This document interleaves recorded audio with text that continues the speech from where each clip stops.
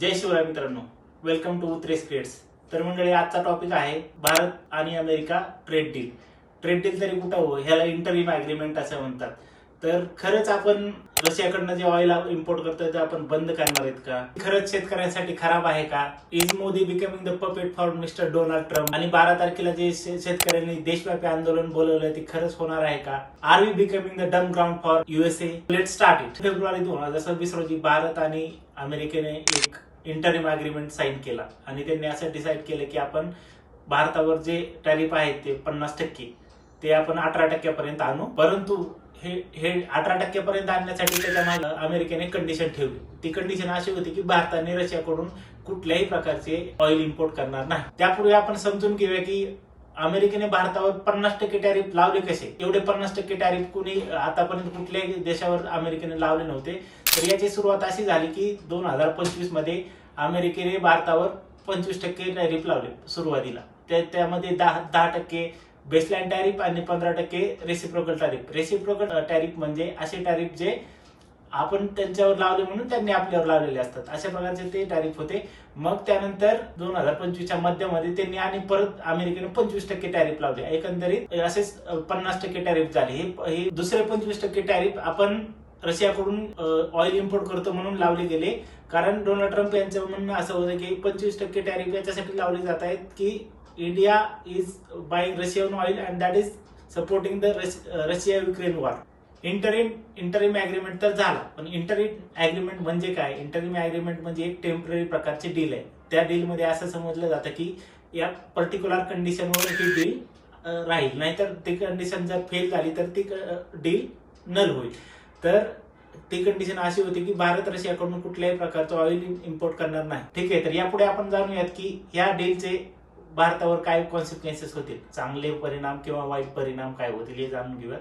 तर सुरुवातीला आपल्यासाठी ही डील का वाईट आहे, का खराब मानली जाते तर पहिला ह्याच्यामध्ये मोस्ट इम्पॉर्टंट 3 अँगल आहेत. पहिला आहे तो शेतकऱ्याचा अँगल आहे, दुसरा आहे डेटा आणि प्रायव्हसीचा, आणि तिसरा आहे भारतातील स्मॉल मॅन्युफॅक्चरर्स. ओके, जर आणि शेतीच्या दृष्टिकोनातून जर पाहायला गेलं, आपण जर आपलं भारताचं जे मार्केट आहे अमेरिकेसाठी ओपन केलं तर पूर्णतः अमेरिकन माल जे शेतीतील शेतमाल आहे तो भारतातला डंप केला जाईल, आणि जे भारतीय शेतकरी आहेत, छोटे मोठे भारतीय शेतकरी, जे फ्रॅगमेंटेड शेतकरी आहेत, ते पूर्णतः जमीनदोस्त होतील. त्यांचे तेवढं उत्पन्न पण नाही जे आपण अमेरिकेसोबत कॉम्पीट करू. त्यामुळे शेतकरी हा पूर्ण उद्ध्वस्त होईल.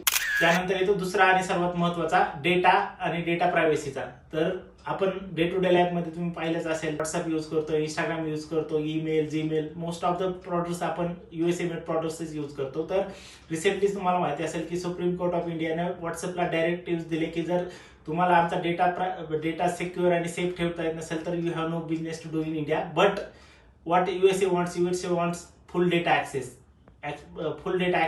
and then data should be freely flowing from India to USA. And what India wants data localization. India wants to keep our data with us. तिसरा आणि महत्वाचा आहे ते स्मॉल मॅन्युफॅक्चरिंग सेक्टर. ऑलरेडी तुम्हाला माहितीच असेल की आपण चायनाकडून most of the made in China product import करतो. त्यामुळे ऑलरेडी भारताचे जे स्मॉल मॅन्युफॅक्चरिंग सेक्टर आहे ते कोलमडून गेलेलं आहे, आणि त्यात जर आपण अमेरिकेकडून तशाच प्रकारचे प्रॉडक्ट जर परत इम्पोर्ट करायला लागलो तर त्यामुळे भारताचं जे स्मॉल मॅन्युफॅक्चरिंग सेक्टर आहे ते पूर्णतः कोलॅप्स होईल, आणि जो एम्प्लॉयमेंट आहे त्याच्यावर जे डिपेंडंट लोक आहेत त्यांच्यावर काय परिणाम होतील वी कांट इमॅजिन. असं नाही की या डीलमुळे फक्त वाईटच परिणाम होणार आहेत, असं नाहीये.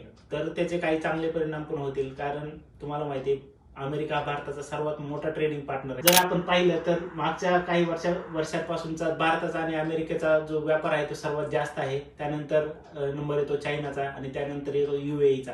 पण तुम्हाला माहितीच असेल जो चायना सोबतचा व्यापार आहे तो टोटली इम्बॅलन्स्ड आहे. कारण जो मोस्ट ऑफ द आपण प्रॉडक्ट्स इम्पोर्टच करतो, आणि अमेरिकेच्या सोबतचा व्यापार असा आहे की आपण अमेरिकेला मोठ्या प्रमाणात एक्सपोर्ट करतो, परंतु त्या प्रमाणात आपण कमी इम्पोर्ट करतो. त्यामुळे हा भारतासाठी एक चांगली डील समजली जाऊ शकते. त्यानंतर येतो सर्व्हिस सेक्टर. तुम्हाला तर माहितीच आहे भारताचे जे IT इंडस्ट्री आहे ते मोस्टली डिपेंडंट आहे अमेरिकेवर.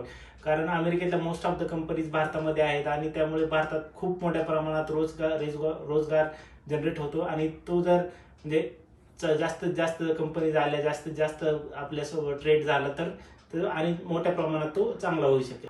तिसरा मुद्दा येतो तो डिफेन्स सेक्टरचा. जर भारत आणि अमेरिका संबंध चांगले राहिले तर आपण मोठ्या प्रमाणात ऍडव्हान्स टेक्नॉलॉजीवाले डिफेन्स इक्विपमेंट्स मोठ्या प्रमाणात इम्पोर्ट करू शकतो आणि त्याचा भारताला नक्कीच फायदा होऊ शकतो. परंतु खरं पाहता गेलं तर ही डील खरंच वास्तविकता शक्य होऊ शकते का? कारण या डील मध्ये असं मेन्शन केले गेले की पुढच्या 5 वर्षामध्ये भारत अमेरिकेकडून $500 बिलियन इम्पोर्ट भारताला अमेरिकेकडून करावं लागेल.